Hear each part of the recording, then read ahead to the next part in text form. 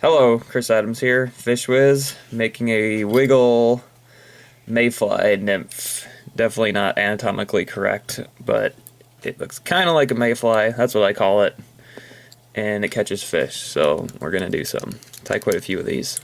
So the back hook first, this is a number 10 scud hook, and the material is this stuff I found at the craft store. I think it's called a boa or something. It's like this eyelash looking stuff. Pretty cheap for a big huge hank of it, so I just trim off a few fibers of that for the tail. Get those on there. And then for the back, rest of the back hook is just larva lace. I'm using clear and then brown thread, so it gives it kind of a translucent look with a brown guts kind of feel going to it. Sometimes I'll use the more opaque white ivory colored stuff, but clear works pretty good. You can alter the thread color a little bit to make it look a little different.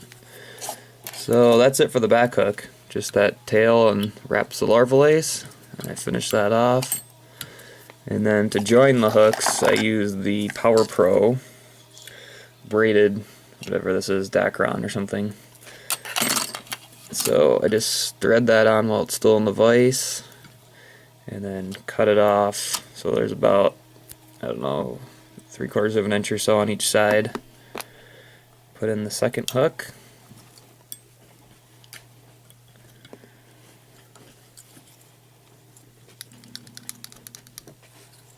And bead chain eyes, the 3.5, I think, millimeter, just comes on a big string necklace kind of stuff, bead chain. A few good figure eights. It's nice to use this Danville 210 or something really strong so you can get those on there without a million wraps.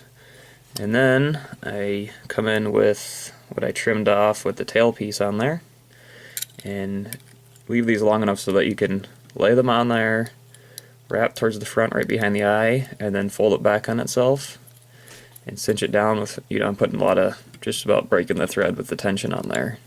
But that's super strong.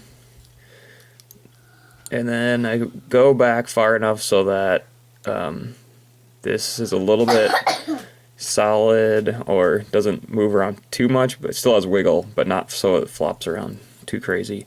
And then I use the Swiss straw, and this is kind of a light brownish for the wing case material. And then the other leg slash gills kind of thing is just this gray stuff again, and I tie that in like that, and then spin it so that the fibers are going backwards, and just do 3 or 4 wraps. Super easy to work with, really consistent, and it has pretty good movement underwater. And then I just fold the wing case up over the top of that, wrap behind, 2 wraps in front of the bead, fold it back, trim, and I can't see his eyes anymore. they're there.